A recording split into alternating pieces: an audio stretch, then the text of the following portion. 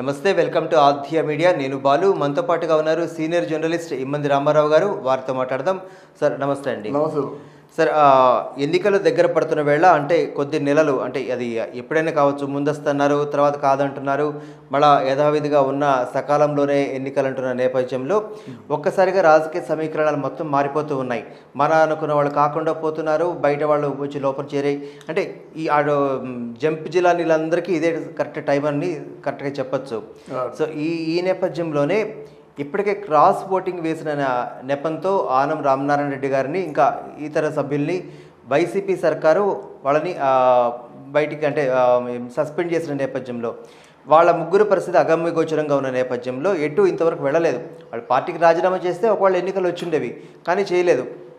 కాబట్టి ఈ నేపథ్యంలో వీళ్ళు నెల్లూరు నుంచి ఆనం రామనారాయణ రెడ్డి గారు తెలుగుదేశం కండువా కప్పుకోబోతున్నారంటూ ఒక వార్తలు వినిపిస్తున్నాయి. సో అది టీడీపీ పార్టీకి ఎంత బలం, వైసీపీకి ఎంత నష్టం? ఇక్కడ మీరు అన్నారు జంపు జిల్లానీలని. జంపు జిల్లానీలు కాదు, వైఎస్ఆర్ కాంగ్రెస్ పార్టీలో చాలా సహనంతో చాలా సంయమనం పాటిస్తూ నాయకుడికి ఎంతవరకు రెస్పెక్ట్ ఇవ్వాలో అంత రెస్పెక్ట్ ఇస్తూ ఓకే యా హుజూర్ అన్నట్టుగానే ఉన్నారు. అయితే సహజంగా ఇప్పుడు వీళ్ళు ఎమ్మెల్యేలో గెలిచిన తర్వాత ఆ ఊరు మీద కొంత పట్టు వీళ్ళకి ఉండాలి. కొన్ని పనులు వాళ్ళు చెప్పిన పనులు చేయాలి. ఎందుకంటే వాళ్ళు కోట్లు వేసినా అందరూ కూడా మిమ్మల్ని నమ్ముకొని ఆ రోడ్లు వేస్తారని వచ్చామండి, ఆ పరిశ్రమ పెడతారని వచ్చామండి, ఇలా చేస్తారు, పేదలకేమో ఇల్లు ఇస్తారని వచ్చామండి, ఏదో చెప్తారు కదా. వాళ్ళకి ఏం చెప్తారు చెప్పలేరు సమాధానం. అందువల్ల ఆ కంట్రోల్ తప్పారు అన్నమాట. తప్పిపోయి వెళ్తే ప్రాపర్ అంటే విధంగా మీరేం కంగారు పడొద్దు అండి, నెక్స్ట్ మనం జరగబోయేది అదే, మీ పనులే మేము చూస్తామని చెప్పేదో కొంచెం బొద్దుగించి పంపిస్తే బాగుంటుంది. అసలు మీరు నా దగ్గర రావద్దు, మీతో చెప్పేది ఏమీ లేదు అన్నట్టుగా మాట్లాడితే లోపల ఈగో దెబ్బతింటుంది ఎవరికైనా సరే. ఓకే, అదే జరిగింది రామనారాయణ. ఎందుకంటే వాళ్ళ నాన్నగారి తాలూకు హయాంలో నెంబర్ 2గా ఉండేవాడు. ఓకే, ఆయన మొట్టమొదటిసారిగా అంటే వృత్తి మీద గౌరవం ఉంది ఆయనకి. ఆయన మొట్టమొదటిసారిగా ఆర్థిక మంత్రిగా ఉండి బడ్జెట్ ప్రవేశపెట్టినప్పుడు he has gone to the Rosaiah and took his blessings. అంటే ఆ రోసయ్య దగ్గరికి వెళ్ళి ఆ బాక్స్ ఇచ్చి ఆయన తాలూకు బ్లెస్సింగ్స్ తీసుకొచ్చి మొట్టమొదటిసారిగా బడ్జెట్ ప్రవేశపెట్టాడు. దాన్ని బాగుందని చెప్పడమాట. అంటే నేను ఈ విషయం ఎందుకు చెప్తున్నానంటే ఆయనకి వృత్తి పట్ల డెడికేషన్ ఉందని చెప్పడం కోసం చెప్తున్నాను అన్నమాట. అలాగే కోటమిరెడ్డి శ్రీధర్ రెడ్డి కూడా. కానీ ఆనంగారి గురించి మాట్లాడుకున్నట్లయితే ఆయన అజాత శత్రువు, ఎవరి మీద పరుషంగా మాట్లాడే మనిషి కాదు, ఒకళ్ళ మీద నింద వేసే మనిషి కాదు. కానీ అటువంటి ఆయనకే విసుగు పుట్టేలాగా పార్టీలో ఏం జరుగుతుందంటారు?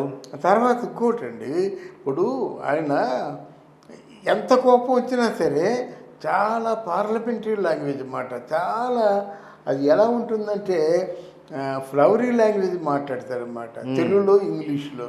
అందువల్ల ఆయన మీద ఏమన్నా సరే అందరికీ నాబోటాడు కూడా కోపం వస్తుంది. ఆయన ఏం చేశాడు కనుక మీ వ్యతిరేకంగా ఏమైనా మాట్లాడా, లేకపోతే మీ తాను పరువు తీశాడా, లేకపోతే మిమ్మల్ని ఉపయోగించుకున్నాడా? అదేం లేదు కదా. అసలు మిమ్మల్ని పట్టుకొని పూర్తిగా బోరగడ్డ అనిల్ కుమార్ రాఠోళ్ళు పరువు తీసి పారేస్తున్నారన్నమాట. చాలామంది ఉన్నారు. మీకు అసలు ఏమనుకుంటున్నారు, దాన్ని ఎలా అనుకుంటున్నారో నాకు తెలియదు, కానీ కొడాలి అని సగం పరువు తీసాడు. రోజా మిగతా పరువు తీసింది. ఆడు పేరు అనిల్ కుమార్ యాదవ్, వాడు నీటిపారుదల కాదు కదా, నోటిపారుదల అయిపోయాడు. అయి మన అంబటి రాంబాబు కూడా డ్యాన్సులు వేసుకొని కాసేపు రంగు వేస్తాడు, కాసేపు డ్రైగా ఉంటాడు. వీళ్ళందరూ మీ పగటి వేషగాళ్ళలాగా పరుగు తీసినాడు కదా. వీళ్ళు అలా చేయలేదు కదా. ఆయన చాలా జాగ్రత్తగా డిప్లొమాటిక్గా ఉన్నాడు అన్నమాట. అది నిలబెట్టుకోకపోయేసరికి మరి వాళ్ళు డెసిషన్ తీసుకున్నారు. డెసిషన్ తీసుకుని ఒక ప్రధానమైన పాత్ర వహించాలి వాళ్ళు. ఎందుకంటే దీంట్లో పార్టీలోకి వచ్చారంటే లోకం అనుకుంటుంది అనవసరంగా వెళ్ళాడు తెలుగుదేశంలో కానీ అనుకుంటారు కదా. అలా కాకుండా తెలుగుదేశంలో తాలూకు నెక్స్ట్ గెలుపు గుర్రాలను ఎలా అంటే కదపాలి, అంటే చిత్తూరు కానీ 2-3 జిల్లాల్లో ఆయన ఏ విధంగా ప్రాతినిధ్యం వహిస్తూ వైఎస్ఆర్ని దెబ్బతీయాలి, ఇట్లాంటి వ్యవహారచన అంతా చేయాలి. ఓకే, అలాగే అలాగే వస్తున్నటువంటి లోకేష్ని కూడా అక్కడ చిత్తూరు జిల్లా అంతా నెక్స్ట్ జిల్లాలో కూడా ఎలా ఏ విధంగా రోడ్డు మ్యాప్ ఇచ్చి వాడిని అంటే ప్రొటెక్ట్ చేసుకుంటూ వెళ్ళాలి. ఎందుకంటే ఎక్కడికి వెళ్తే అక్కడే దాడి చేస్తున్నారు, ఏదో రూపంలో దాడి చేస్తున్నారు. ఇవాళ ఏంటంటే లోకేష్ వస్తున్నప్పుడేమో వైఎస్ఆర్ ఫ్లెక్సీలు ఉన్నాయి, అందులో ఏవో ఉన్నాయన్నమాట. నేను నిరుపేదని, మీరు ధనవంతులకి నిరుపేదకి మధ్య యుద్ధం ఇక్కడ మాట్లాడితే మరి ఎవరు ఆ ఫ్లెక్సీలు చింపారో తెలియదు, కానీ రాళ్ళ గుట్ట దగ్గర ఉన్నటువంటి రాళ్ళు ఇసిరి కొట్టారన్నమాట. ఒక పక్క రాళ్ళతో ఇసిరి కొడుతుంటే పోలీసులేమో తెలుగుదేశం వాళ్ళని అరెస్ట్ చేశారన్నమాట. ఇంత అంటే కుట్రపూరితమైన రాజకీయాలు నడుస్తున్నప్పుడు వాళ్ళు మంచి చేంజ్ని కోరుకుంటారు. ఆ విధంగా ఆనం రామనారాయణ రెడ్డి గారు ఆయన కంప్లీట్గా చంద్రబాబు నాయుడుతో తన తాలూకు ప్లాన్ ఏమిటో తను ఏ విధంగా తెలుగుదేశం పార్టీకి ఉపయోగపడతాడో చెప్పాడు. రైట్. అలాగే కోటమిరెడ్డి శ్రీధర్ రెడ్డి కూడా ఆయన నిజంగా తెలుగుదేశం పార్టీని మామూలు మాట్లాడేవాడు కాదు, తూర్పార పట్టేవాడు అన్నమాట. నోటికి ఏమొస్తే అది చాలా భయంకరంగా వాడుకున్నారన్నమాట. ఎవరిని? కోటమిరెడ్డి శ్రీధర్ రెడ్డిని. తర్వాత వాడుకొని ఆయన వదిలేస్తాను, బాధ అనిపిస్తుంది కదా.